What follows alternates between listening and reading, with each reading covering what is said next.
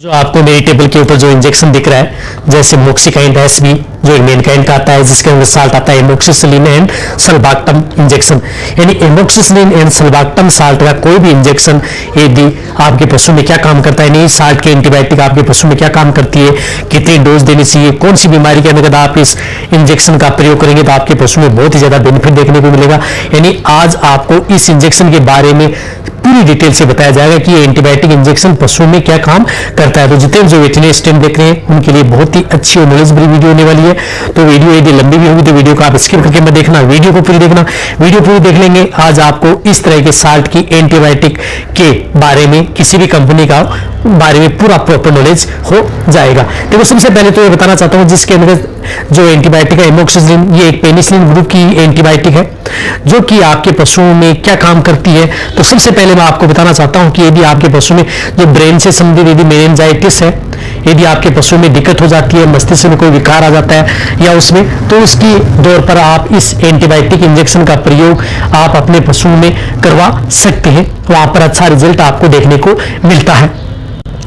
इसी तरह से यदि आपके पशुओं के अंदर जिस प्रकार से माउथ में एनी इन्फेक्शन हो गया है, यदि आपके पशु के मुंह के अंदर छाले हो गए हैं, मुंह से लार आ गई या एनी बैक्टीरियल इन्फेक्शन आपके पशुओं के मुंह के अंदर हो गया है, तो उस स्थिति के दौरान जिस तरह से यदि आपके पशु में एफएमडी हो गई थी, जिसके अंदर पशु में छाले हो गए थे, तो उस केस के अंदर भी आप ये इंजेक्शन है आप अपने पशुओं में प्रयोग करवा सकते हैं। वहां पर भी आपको बहुत ही अच्छा रिजल्ट देखने को मिलता है। एक और बताना चाहता हूं कि जो ये एंटीबायोटिक इंजेक्शन होते हैं, ये आपके पशुओं में बैक्टीरियोस्टेटिक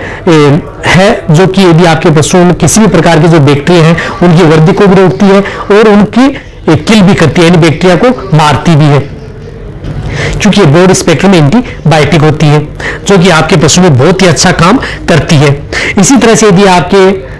पशु में ईयर इन्फेक्शन हो जाए, कान के अंदर भी कोई इन्फेक्शन हो जाता है, कई पशुओं के अंदर कान से मुआद है या और इस तरह का डिस्चार्ज सा निकल रहा है, तो भी उस स्थिति के दौरान आप जो एमोक्सिसिलिन एंड सल्बाक्टम साल्ट का जो इंजेक्शन आता है, इस इंजेक्शन का प्रयोग आप अपने पशुओं में करवा सकते हैं। इसी तरह से यदि आपके पशु में रेस्पिरेटरी ट्रैक्ट इन्फेक्शन हो जाए, यानी आपके पशुओं में सांस से संबंधित कोई भी बीमारी है, दिक्कत है, यदि आपके पशु में जिस प्रकार से सांस लेने में दिक्कत आ रही है, ब्रोंकाइटिस हो गया है, या यदि आपके पशु में निमोनिया हो गया है जिसके अंदर पशु टेम्परेचर भी थोड़ा ले चुका है या टेम्परेचर भी नहीं है, फिर भी आपके पशु में सांस लेने में दिक्कत है, तो उस स्थिति के दौरान भी आप जो एमोक्सिसिलिन एंड सल्बाक्टम साल्ट का इंजेक्शन है वो आप अपने पशु में प्रयोग करवा सकते हैं। उनमें भी बहुत अच्छा रिजल्ट आपके पशु में देखने को मिलता है। इसी तरह से यदि आपके पशु में जिस प्रकार से बोन एंड जॉइंट इन्फेक्शन है, यदि आपके पशुओं के हड्डियों के अंदर कोई इन्फेक्शन हो गया है, जॉइंट में दर्द हो रहा है, तो उस इन्फेक्शन को दूर करने के लिए भी इस तरह की जो एंटीबायोटिक आती है, इस एंटीबायोटिक का प्रयोग पशुओं में करवाया जाता है। देखो आपने देखा होगा कि ज्यादातर जो इंजेक्शन प्रयोग किया जाता है वह थनैला रोग के अंदर किया जाता है। अब मैं बताता हूं जो ज्यादातर इंजेक्शन इसको किस में सबसे ज्यादा प्रयोग करते हैं। यदि आपके पशु में मेस्टाइटिस हो गया है, थनैला रोग हो गया, किसी भी तरह का थनैला रोग हो, एक्यूट हो या कोई भी स्थिति का हो, या तुरंत यदि आपने देखा है या अडर है या टीथ के अंदर किसी भी तरह की स्वेलिंग हो गई है, या बैक्टीरियल इन्फेक्शन यदि आपके पशु के अडर व गादी के अंतर्गत हो गया है, या आपके पशु के थन के अंतर्गत हो गया है, तो उस स्थिति के दौरान इस इंजेक्शन का प्रयोग उन पशुओं में करवाया जाता है। देखो ये इस तरह का ये इंजेक्शन आता है जो एक पाउडर फॉर्म में आता है। इसको जो ये डिस्टिल वाटर आता है, इसके अंदर 10-10 ml यानी 20 ml डिस्टिल वाटर के साथ मिलाकर के इस एमोक्सिकाइंड जो इंजेक्शन है एसबी 4.5 ग्राम को घोला जाता है, फिर पशु को लगाया जाता है। इसका रूट होता है इंट्रामस्कुलर, पशु को लगा सकते हैं, और इंट्राविनस यानी नस के अंदर भी लगाया जाता है। यदि आप जब भी यदि पशु को यदि इंट्राविनस यदि लगवाते हैं तो इसको थोड़ा स्लो लगाएं, फास्ट इंजेक्शन में लगाएं, और ये बात जब यदि आप इसको डिस्टिल वाटर से बोलते हैं तो अच्छी तरह से हिला लें और देखिए कहीं पर इस इंजेक्शन के अंतर्गत कुछ इस तरह का एकदम क्लीन साफ तो नहीं रहा है या कुछ इसके अंदर फंगल तो नहीं रह गया। यदि आपको लग रहा है कि गाढ़ा सा है तो आप इस इंजेक्शन का प्रयोग न करें, इस बात का भी आपको ध्यान रखना है। कई इस तरह के इंजेक्शन यदि पानी में पूरी तरह से घुल जाता है तो आप इस इंजेक्शन का प्रयोग अपने पशुओं में करवा सकते हैं। रही बात यदि आपके पशु में जिस प्रकार से यदि थनैला होता है तो इस इंजेक्शन को टीथ के अंदर यानी थन के अंदर भी आप चढ़वा सकते हैं। यानी इस इंजेक्शन का प्रयोग आप अपने पशु में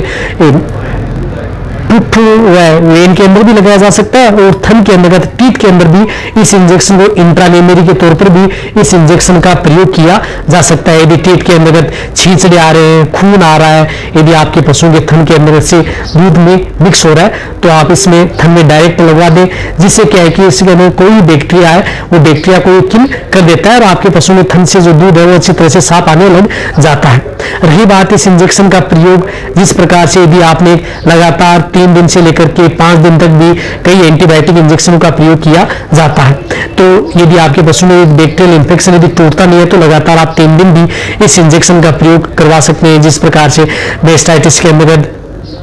कई डोज लगती है, निमोनिया के अंतर्गत भी पशुओं को कई डोज लगती है, इसी तरह से अदर जो बैक्टीरियल इंफेक्शन यदि आपके पशु में हो जाता है तो भी कई 2 से 3 दिन पशुओं का ट्रीटमेंट किया जाता है। तो जो भी इंजेक्शन यदि आप प्रयोग कर रहे हैं तो उन इंजेक्शनों के साथ आप इससे एंटीबायोटिक इंजेक्शन का प्रयोग आप अपने पशुओं में करवा सकते हैं।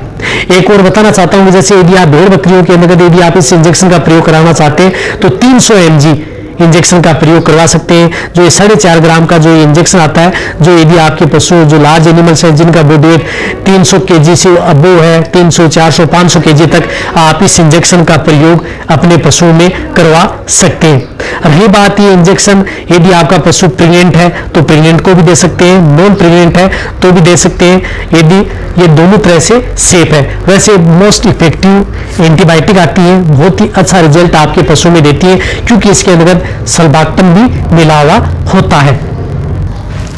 क्योंकि 4.5 ग्राम के अंदर एमोक्सिसिलिन आती है 3 ग्राम और सल्बाक्टम सोडियम आता है वो आता है 1.5 ग्राम। तो ये एमोक्सिसिलिन जो साल्ट की सिंगल जो एंटीबायोटिक लेते हैं उससे बेटर रिजल्ट आपको मिलता है क्योंकि इसके अंदर सल्बाक्टम सोडियम भी मिला हुआ होता है। एक और बताना चाहता हूं कि जो भी एंटीबायोटिक इंजेक्शन यदि प्रयोग किया जाता है तो वो आपके नजदीक यदि पशु चिकित्सक है उनकी सलाह के अनुसार या यदि आपके पशु में इस तरह के रोग है तब इस इंजेक्शन का प्रयोग करवाया जाता है। अदर यदि आपके पशु में किसी तरह का इन्फेक्शन है तो आप एंटीबायोटिक इंजेक्शन का प्रयोग ज्यादा में अपने पशुओं पर करवाएं, लेकिन बैक्टीरियल इन्फेक्शन है तो एंटीबायोटिक इंजेक्शन का प्रयोग करवाना ही होगा। इसी तरह से आपको समय समय पर अदर जो एंटीबायोटिक इंजेक्शन आते हैं उन इंजेक्शन के बारे में एमोक्सिसिलिन, क्लोक्सासिलिन के बारे में डिटेल से वीडियो बनी हुई है, वो भी मेरे चैनल पर जाकर के देख सकते हैं। अदर जो सल्बाक्टम है उनके बारे में मेरे चैनल पर डिटेल से वीडियो बनी है, वो भी आप जाकर के देख सकते हैं।